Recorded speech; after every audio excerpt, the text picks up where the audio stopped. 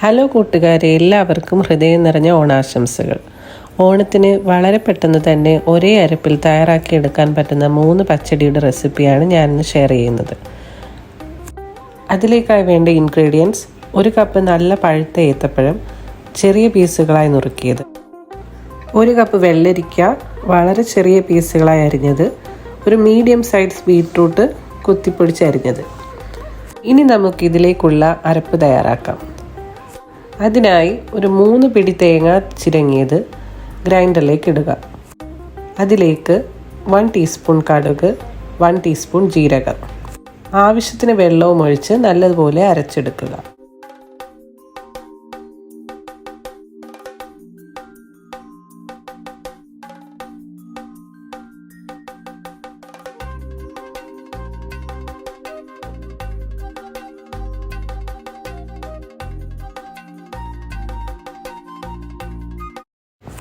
ഇനി നമുക്ക് വേണ്ടത് ഒരു 2 കപ്പ് കട്ട തൈരാണ്. അതിലേക്ക് ലേശം വെള്ളം ഒഴിച്ച് നല്ലതുപോലെ ഒന്ന് അടിച്ചെടുക്കുക.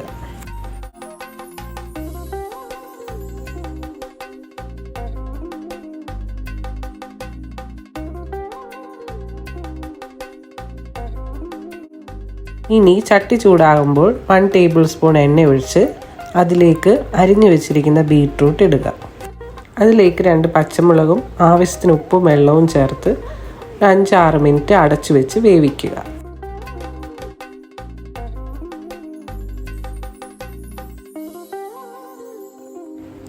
വെന്ത് കഴിയുമ്പോഴത്തേക്ക് അതിലേക്ക് 2 തവി നമ്മൾ അരച്ചു വെച്ച അരപ്പ് ചേർക്കുക. അത് നല്ലപോലെ മിക്സ് ചെയ്ത് ഒന്നുകൂടെ വേവിച്ചെടുക്കുക. അതിനുശേഷം സ്റ്റൗ ഓഫ് ചെയ്ത് തണുക്കാനായി മാറ്റി വെക്കണം. ഇനി ഇതിലേക്ക് താളിച്ചൊഴിക്കാനായി എണ്ണ ചൂടാക്കണം. അതിലേക്ക് ആവശ്യത്തിന് കടുക് ചേർക്കുക. കടുക് ഒന്ന് പൊട്ടി തുടങ്ങുമ്പോൾ അരിഞ്ഞു വെച്ചിരുന്ന കൊച്ചുള്ളിയും കറിവേപ്പിലയും വറ്റൽമുളകും ചേർത്ത് ഇളക്കുക. അതൊന്ന് മൂക്കുന്നിടം വരെ ഒന്ന് ഇളക്കി കൊടുക്കണം.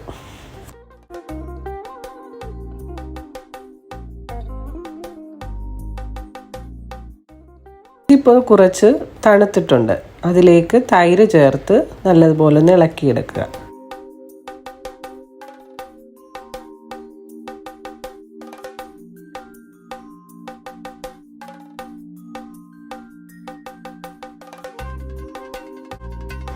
ഇനി ഇതിലേക്ക് കടുക് താളിച്ചത് ഇടുക.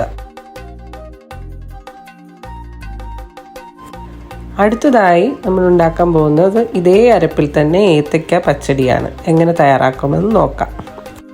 ചട്ടി ചൂടായി കുറച്ച് എണ്ണ ചേർത്ത് അരിഞ്ഞു വെച്ചിരിക്കുന്ന ഏത്തയ്ക്ക അതിലേക്ക് ചേർക്കുക.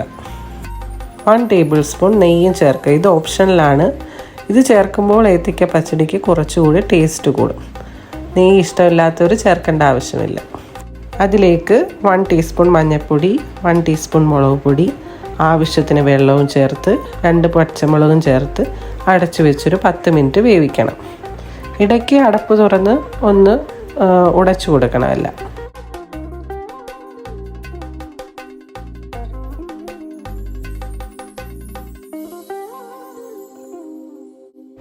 ഇതിപ്പോൾ നല്ലപോലെ വെന്ത് വെള്ളം വറ്റി വന്നിട്ടുണ്ട്.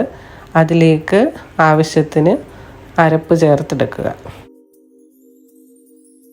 പിന്നീട് സ്റ്റൗ ഓഫ് ചെയ്ത് കുറച്ച് തണുത്തതിന് ശേഷം ഇതിലേക്ക് ആവശ്യത്തിന് തൈര് ഒഴിച്ചെടുക്കുക.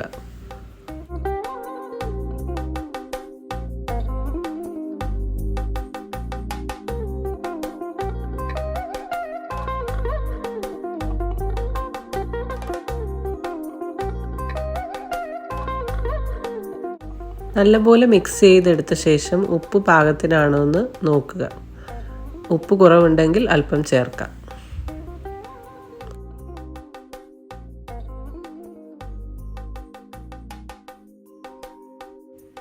പിന്നീട് ഇതിലേക്ക് താളിച്ച് ചേർക്കുക. അങ്ങനെ സ്വാദിഷ്ടമായ ഏത്തയ്ക്ക പച്ചടി ഇവിടെ തയ്യാറായിട്ടുണ്ട്. ഇനി നമുക്ക് ഇതേ അരപ്പിൽ എങ്ങനെ വെള്ളരിക്ക പച്ചടി എടുക്കാം എന്ന് നോക്കാം. അതിന് അരിഞ്ഞു വെച്ചിരിക്കുന്ന വെള്ളരിക്ക എല്ലാം ഒരു പാനിലേക്ക് ഇടുക. ആവശ്യത്തിന് പച്ചമുളകും ഉപ്പും വെള്ളവും ചേർത്ത് വേവിച്ചെടുക്കുക.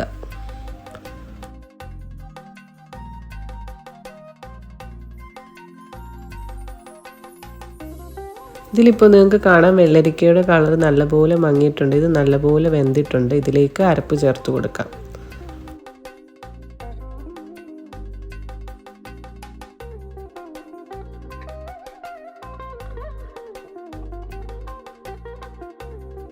വെള്ളം നല്ലപോലെ പറ്റുന്നത് വരെ ഒന്ന് ഉടച്ചു കൊടുത്ത് നല്ലപോലെ വേവിച്ചെടുക്കുക.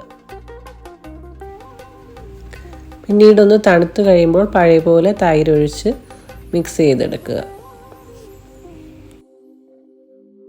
ഇതിലേക്ക് താളിച്ച് ചേർത്ത് കഴിയുമ്പോൾ വെള്ളപ്പച്ചടി തയ്യാർ.